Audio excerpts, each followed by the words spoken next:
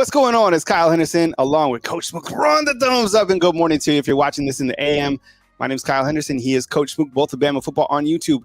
Nick Sheridan has been promoted from the tight ends coach to the offensive coordinator. We're going to talk about him today on the show. We're also going to talk about Jamarcus Shepherd. What role will he have here at Alabama? And of course, the head man, Coach Kalen DeBoer. Don't forget that he is an offensive-minded coach.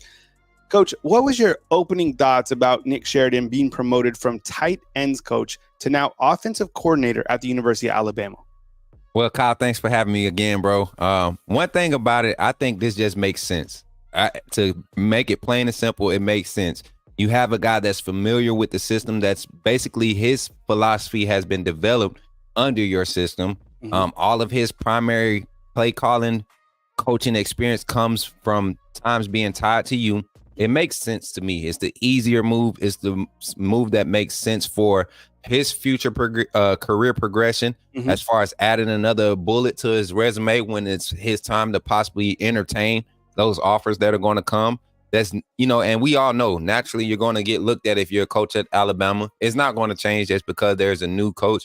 You got Alabama is still a primary program in a very big program in the college football scene. So what happens over here is going to be important. And there will be a lot of eyes on Nick Sheridan, but let's not get it mistaken. He will not be the primary play caller, even though he just got named the offensive coordinator.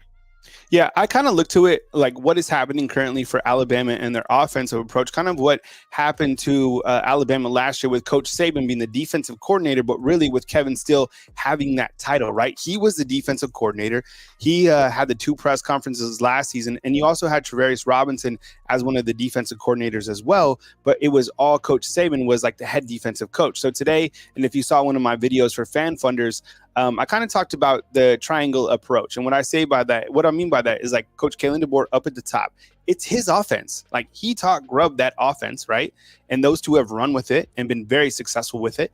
But I think now Nick Sheridan has been right there and Jamarcus Shepard also right there. So it kind of funnels down to those two coaches. And then also you have, Coach Gillespie, and the running backs coach. And now the biggest question for this staff is who are they going to add, I guess, as a tight ends coach, but really most importantly, the offensive line coach. We've kicked up a bunch of names and you can watch some of our other videos and we'll probably dive into that on Wednesday as well. But overall, look, there's no way to spin this. This is a gigantic jump for Nick Sheridan. And I think you hit the nail on the head.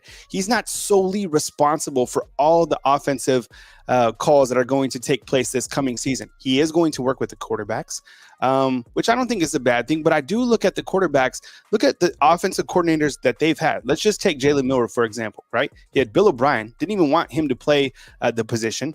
Then he moved to Tommy Rees. And Tommy Rees, I think the stage was a little bit too big for him. He was only 31 years old. Nick Sheridan is 35 years old. But Nick Sheridan, the last time he was an OC, he was at Indiana, and then he was a tight ends coach at Washington, now the OC here at Alabama, and will be working with the quarterbacks coach. And then you had, I guess, Ryan Grubb for, I guess, a 30-day span. And from what I gathered from a very good source, Jalen Milroe and Ryan Grubb, they had a really good relationship. 30 days, whatever it was, and now we go to Sheridan. So I think from a quarterback development standpoint, I'm curious to see what Nick Sheridan can do moving into the fourth quarter program, going into spring football, and then, of course, into the 2024 season. Coach, what do you think about Jamarcus Shepard, and what type of role do these guys play when you have a co-offensive coordinator type system? So in this system, I really honestly thought that Jamarcus Shepard would be the first one to get the nod as the offensive coordinator.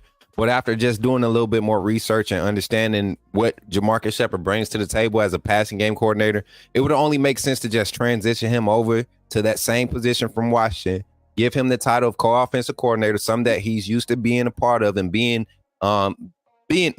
having those responsibilities. So he knows what that entails. That helps the train move a lot more efficiently when you have a head coach like Kalen DeBoer, not necessarily needing Nick Sheridan's second set of eyes, but, having them on the side, but definitely needing Jamarcus Shepard's second set of eyes, being that he was the primary developer of the schematics of the passing scale, not necessarily the scheme, but the skills, the concepts that were applied in certain play callings and certain formations.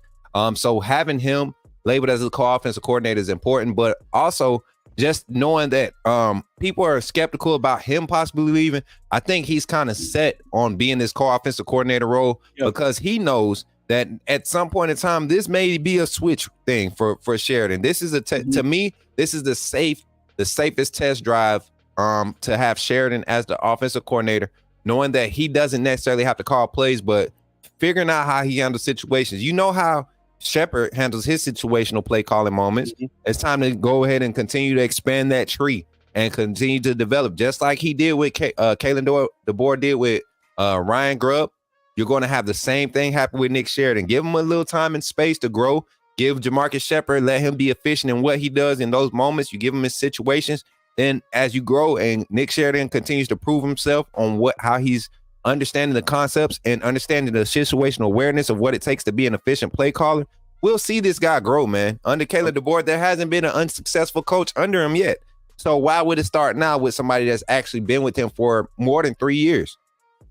I love this photo right here. And I think a lot of people forget that Jamarcus Shepard was actually the offensive coordinator, co-offensive coordinator at Purdue. And everybody remembers the name Rondale Moore, right? Rondale Moore. He was able to do with Rondale Moore in that Purdue wide receiving unit. He was also the assistant head coach at Washington and the passing game coordinator at Washington. So he's going to come in here and sprinkle in some of his own offensive schematics and what he's taken from Kalen DeBoer and his own philosophy. And then he's also working with a ton of these wide receivers coming in. We've talked about the new names coming in, specifically Ryan Williams. But besides that, look at the guys that are coming into this wide receiver room. Some of the juniors now that we've highlighted. Emmanuel Henderson is a new name to watch, but Kendrick Law, Kobe Prentice, Jeremy Bernard coming in. So a lot of names to work with within that group. And I think that Jamarcus Shepherd, we're also going to see him on the recruiting trail be a very good recruiter. So we're trying to track who's going to be the next offensive line coach. That's something that we are going to track over these next couple of days. And then on the defensive side, we will continue to talk about the defense. But the defense is set. It's just, the fluidity of the offense has been something that we've been tracking because with Brian Grubb and Scott Huff going to Seattle, it opens up some vacancies. So Alabama, kind of to recap it all, needs two coaches. And long story short, they elevated tight ends coach Nick Sheridan to the offensive coordinator, but Jamarcus Shepard will have that co-offensive coordinator title, both under Kalen DeBoer, who is an offensive-minded coach. Coach, why don't you go ahead and close us out and kind of put a cap to this video and, just give us the facts where things stand with this Alabama Crimson Tide football team as we go into the middle of February, which starts the fourth quarter program here at the University of Alabama. So going into, the fourth quarter program, this is the stage where players and coaches start to really establish their relationships. Coaches are evaluating from afar. You have the training staff, the athletic, what they call it, the strength and conditioning staff. Mm-hmm. They're the ones really evaluating and passing on all the notes to the coaching staff. And that's what the coaching staff is using to accumulate, lineups, personnel, groupings. They're using that to get a first initial glance at what they want to see. They're looking at previous year's film, all the game film, all the tape that you're able to produce, all the practice film that's been left behind. Everything is being evaluated during this time.